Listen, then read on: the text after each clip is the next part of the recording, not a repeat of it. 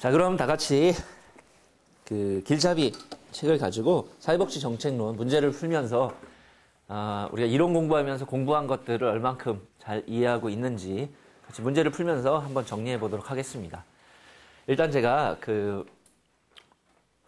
이런 문제를 풀 때 몇 가지 부탁하고 싶은 거는 보통 그 문제의 답을 맞추는 것, 특히 이런 책에 있는 답을 맞추는 건 여러분한테 별로 중요하지 않아요. 여러분도 뭐 예상할 수 있겠지만 이런 책에 나오는 문제가 시험에 똑같이 나올 일은 거의 없죠. 오히려 이런 책에 나온 문제는 안 나올 확률이 훨씬 높아요. 대부분 출제하시는 선생님들이 시중에 있는 책들을 참고해서 똑같은 문제가 있으면 일부러 빼니까 문제가 똑같이 나올 일은 거의 없어요.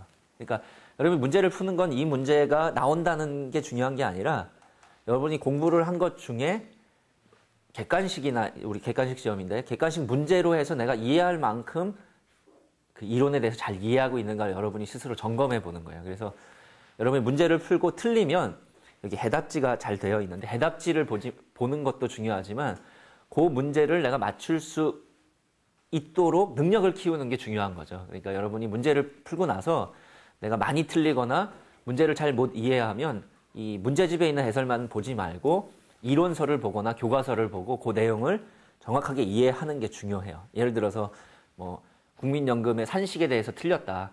해설지만 보면 그냥 그런가 보다 이런데 그냥 그렇게 하고 넘어가면 또 비슷한 문제를 변형하면 또 틀릴 가능성이 높죠. 그러니까 산식 자체를 내가 잘 이해했는가를 이론서를 가지고 확인하는 게 중요합니다. 그러니까 문제를 풀 때 여기 있는 문제를 뭐 외우거나 이런 것보다는 내가 아는 줄 알았는데 여러분들 이론 수업 듣다 보면 다 이해했다 생각은 들죠. 다 아는 것 같은데 문제를 풀어보면 내가 몰랐구나 이런 것들을 확인해 본다라는 생각으로 문제를 푸는 게 중요합니다. 그래서 지금 같이 문제풀이를 할 때도 여러분이 그 문제를 좀 빨리 앞서서 읽고 내가 보기에 이게 답인 것 같다라고 먼저 제가 답을 얘기해 주기 전에 이게 답인 것 같다라고 여러분 스스로 한번 풀면서 쫓아오는 게 좋은 것 같아요. 그래서 여러분이 내가 제대로 이해하는가를 문제풀이를 가지고 잘 점검해 보길 바랍니다. 자, 그러면 책 20페이지부터 이제 정책론 문제를 풀면서 중요한 내용들을 정리해 보도록 하죠. 먼저 제 1장은 사회복지 정책의 개요입니다. 다들 이론 공부를 했을 테니까 제 1장에서 우리가 다뤘던 중요한 내용들을 머릿속에 한번 떠올려 보자. 먼저 앞쪽에서는 사회복지 정책의 개념들인데 개념에서는 중요하게 우리가 국가별 차이를 봤습니다. 그렇죠? 그래서 국가별로 애초에 사회복지 정책과 유사한 개념들을 국가별로 좀 다르게 쓰는 것. 그리고 역사적 배경에 따라서 국가별로 쓰고 있는 사회복지 정책에 대한 입장이 좀 다르다. 이런 얘기들을 살펴봤죠. 영국, 미국, 독일, 북유럽 국가들. 이렇게 4개의 국가들을 비교해서 우리가 살펴봤습니다. 두 번째 구성 요소에서는 가치, 주체, 대상 여러 가지를 다뤘는데 그중에서도 특히 가치와 관련한 영역들을 중요하게 다뤘습니다. 평등이나 효율성, 자유 이러한 가치들이 가치라는 것은 정책에 깔려 있는데 그 가치를 바라보고 있는 입장들이 다 조금씩 다르다. 그래서 평등 안에서도 수량적 평등이라든가 비례적 평등이라든가 기회의 평등과 같은 무엇이 올바른 배분적 정의인가에 대한 입장의 차이들. 자유에서도 소극적인 입장과 적극적인 입장. 그리고 수단으로서의 효율성 이런 것들을 살펴봤죠. 그다음에 주체와 관련해서는 공공과 민간인데 기본적으로 복지혼합이라는 지금 전반적인 추세들을 이해하는 것과 그 다음에 공공 부분이 왜 필요한지 민간 부분이 왜 필요한지 이런 것들을 다뤘습니다. 그래서 공공 부분의 필요성에서는 주로 우리가 시장이 제대로 작동하지 못하는 시장 실패의 여러 가지 사례들을 다뤄봤어요. 시장 실패 그럼 떠오르는 것들이 뭐가 있나요? 시장 실패의 사례들 여기에 좀 이렇게 개념적으로 어려운 얘기들이 몇 개 나왔어요. 떠오르는 것들. 공공재, 외부효과, 사회보험회사의 역외선택, 도덕적 해이 이런 것들이 시장에서 제대로 시장 스스로 할 수 없는 이 대표적인 근거가 되는 어떤 이론적 개념들을 살펴봤습니다. 그 다음에 사회복지 정책의 기능에서는 기본적으로 우리가 아는 긍정적 기능들, 재분배라든가 사회통합 이런 것뿐만 아니라 부정적 기능들, 빈곤의 덫이라든가 도덕적 해이 이런 것들을 같이 살펴봤습니다. 여기까지가 우리가 1장에서 알아둬야 될 기본적인 내용인데 제가 몇 가지 이제 단어들을 중심으로 간단하게 정리해봤는데 머릿속에 좀 잘 그려지고 있나요? 이론 공부했던 것이? 예, 잘 그려지면 좋고요. 문제를 풀면서 다시 한번 여러분들이 잘 이해하고 있는지를 살펴보도록 하죠. 자, 먼저 실력 쌓기 문제들의 중요한 문제들을 같이 보면서 여러분들이 잘 이해하고 있는지를 같이 살펴보도록 하죠. 자, 1번 다음 중 사회복지 정책의 주요 기능 및 효과가 아닌 것은 뭐냐? 자, 일단 사회복지 정책이 얻을 수 있는 주요한 효과들. 1번 사회문제 해결, 2번 생존권 보장, 3번 사회통합과 정치적 안정, 4번 빈곤함정 제거, 5번 자동 안정화.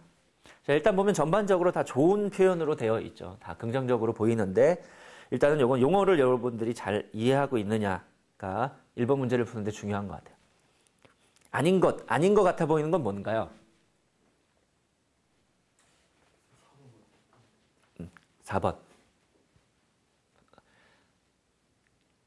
그리고 제가 이렇게 문제풀이를 하면서 한 명씩 이렇게 찍는 건 서로 좀 예의상 그러니까 제가 몇 번 갖다 물어보면 여러분들이 답이라고 생각하는 걸 얘기를 해보세요.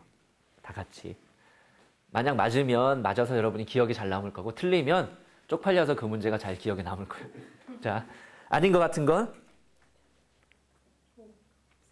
자, 일단 여기서 용어가 두 개가 조금 어려운 것 같아요. 1, 2, 3번은 여러분들이 충분히 이해할 수 있는 일반적인 기능인데 4번에 빈곤함정이라는 용어와 5번에 자동 안정화. 자동 안정화라는 게 뭐냐? 이 두 가지는 좀 개념을 이해해야겠죠. 첫 번째, 4번에 있는 빈곤함정이라는 용어는 뭐예요?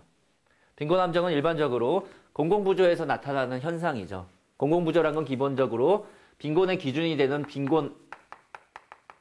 빈곤선을 기준으로 해서 공공부조는 빈곤선 밑에 있어야 그 제도의 혜택을 받을 수 있죠. 조금이라도 빈곤선을 벗어나면 공공부조는 일반적으로 제도의 혜택을 주지 않습니다. 그러다 보니까 나타날 수 있는 문제 중에 하나가 바로 빈곤함정이라는 거예요. 뭐예요? 빈곤함정이라는 게 여기서 조금만 올라가면 내 소득이 요만큼 올라가면 소득이 약간 올라가서 빈곤에서 벗어났다. 좋아 보이긴 하지만 실질적으로 보면 여기 있을 때는 여러 가지 혜택을 많이 받을 수 있지만 소득은 요만큼 올라가는데 잃어버리는 혜택이 더 크기 때문에 오히려 개인적인 입장에서 보면 어떻게 하는 게 더 유리하다는 거예요. 빈곤 상태에 머물러 있는 게 유리해서 빈곤에서 벗어나지 않으려고 하는 현상을 우리가 빈곤 함정 또는 빈곤의 덫이라고 하죠. 이 빈곤의 덫이라는 것은 공공부조 제도에서 불가피하게 수반되는 부정적인 효과 또는 부정적 현상의 하나라고 할 수 있습니다. 자, 그래서 이 빈곤함정이라는 것은 사회복지가 함으로써 빈곤함정이 제거되는 것이 아니라 사회복지 정책을 실행하면서 나타나는 부정적 효과죠. 그렇죠. 그러니까 사회복지 정책이 빈곤함정이란 문제가 원래 있고 사회복지 정책이 시행됨으로써 빈곤함정이 제거되는 것이 아니라 사회복지 정책, 공공부조를 시행함으로써 수반되는 부정적 효과라고 볼 수 있어요. 그러니까 4번은 사회복지 정책이 빈곤함정을 제거한다. 약간 맞지 않는 표현이 된다는 거죠. 또 하나 여기서 중요하게 알아야 될 것은 그래서 이 빈곤함정이라는 것은 공공부조 제도에 불가피하게 수반되는 현상인데 그럼 빈곤함정을 줄이려면 어떻게 해야 되냐? 어떻게 해야 빈곤함정이 줄어들까요? 일단은 첫 번째 빈곤함정이 왜 나타나냐? 빈곤할 때가 오히려 더 좋기 때문에 빈곤함정이 나타나죠. 빈곤에서 벗어나면 혜택이 너무 많이 없어질수록 빈곤함정이라는 현상은 잘 없어지지 않아요. 그래서 이것을 줄이려면 기본적으로 빈곤한 데서 벗어나더라도 받던 혜택의 상당 부분은 유지할 수 있어야 돼요. 그래서 빈곤함정을 줄이기 위해서는 공공부조 정책을 좀 확대해서 이 사람은 몽땅 받고 우리나라 제도가 그렇죠. 조금이라도 벗어나면 아무것도 받지 못하는 정책, 구조. 우리나라가 약간 그래요. 그래서 보통 우리가 all or nothing이라고 하는데 기초법 수급권자가 되면 여러 가지 급여와 혜택을 받다가 조금이라도 벗어나면 다 잃어버리면 빈곤함정이 굉장히 크게 나타난다. 그래서 급여 체계를 좀 분리해서 빈곤한 사람들한테 현금급여를 많이 주더라도 빈곤선 위에 있는 사람한테 교육이라든가 이런 급여들은 계속 받을 수 있도록 해준다거나 아니면 아예 빈곤의 여부와 관계없이 혜택을 받을 수 있는 보편적 프로그램이 많아질수록 빈곤함정은 훨씬 줄어든다. 그래서 오히려 빈곤함정은 보편적 프로그램의 확대가 빈곤함정을 줄이는데 더 좋을 수 있다라는 거죠. 그러니까 4번은 틀린 얘기고요. 5번에 자동 안정화 효과. 이거 그런 얘기는 안 해요. 여기 자동 안정화 효과라는 건 경제의 자동 안정화 효과. 우리 책에서는 빌트인이라는 단어로 자동 안정화 효과라는 걸 얘기했어요. 자동 안정화 효과는 뭐냐? 원래 경제라는 것은 늘 사이클이 있습니다. 어떤 때는 경제가 좋다가 어떤 때는 경제가 안 좋았다가 이렇게 경제라는 건 좀 왔다 갔다 하는데 사회복지 정책, 그래서 우리가 경제정책 차원에서 보면 경제정책은 너무 경제가 호황으로 해서 막 사람들이 막 흥청망청하는 것도 경제적으로 별로 좋지 않아요.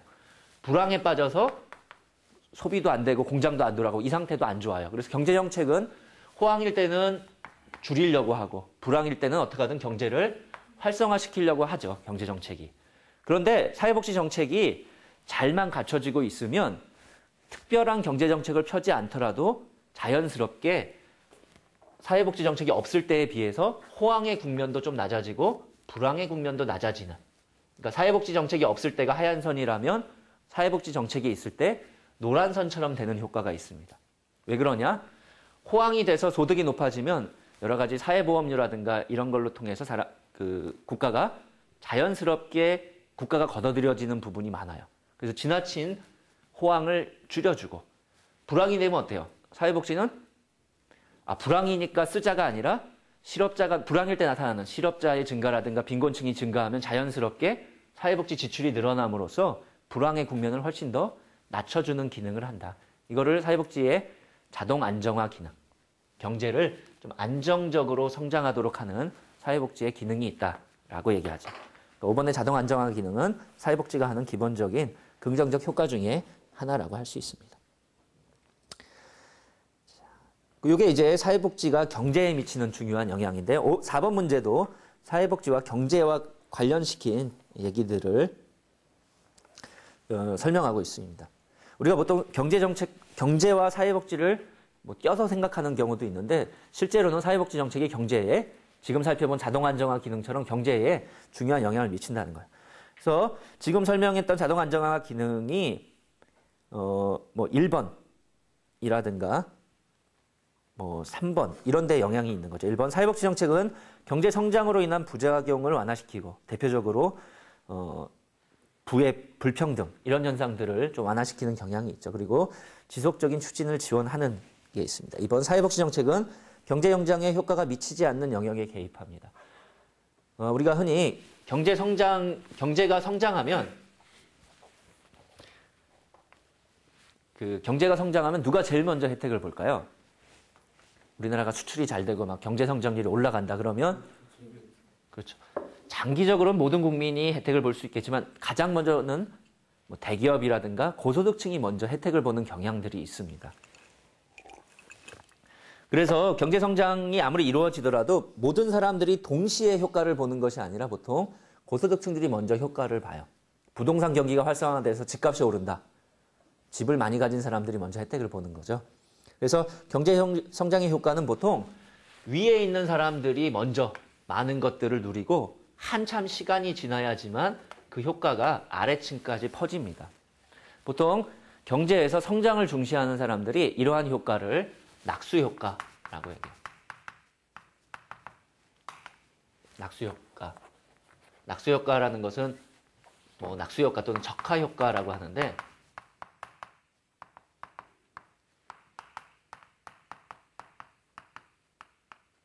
트리클 다운 이펙트라는 표현인데요. 경제가 성장하면 초기에는 고소득자나 이런 사람들만 혜택을 보는 것 같지만 시간이 지나면 이런 거예요. 물통에 물을 계속 부으면 처음에는 물통 안에만 차지만 계속 부으면 어떻게 되겠어요? 물통이 넘쳐서 밑으로 흘러내린다는 거예요. 이 트리클 다운 이펙트라고 하는 거예요. 그래서 경제 성장을 중시하는 사람들은 경제는 고소득층만 성장의 효과를 보는 게 아니라 시간이 지나면 밑으로 다 퍼진다라고 해서 이것을 낙수효과라고 합니다. 그런데 문제는 이 낙수효과가 그럼 진짜 일어나느냐? 또 문제가 되겠고 그 다음에 그러면 얼마나 지나야 이게 밑에까지 퍼지느냐? 10년, 20년 기다릴 수 없죠. 저소득층들은 경제 성장만 기다리고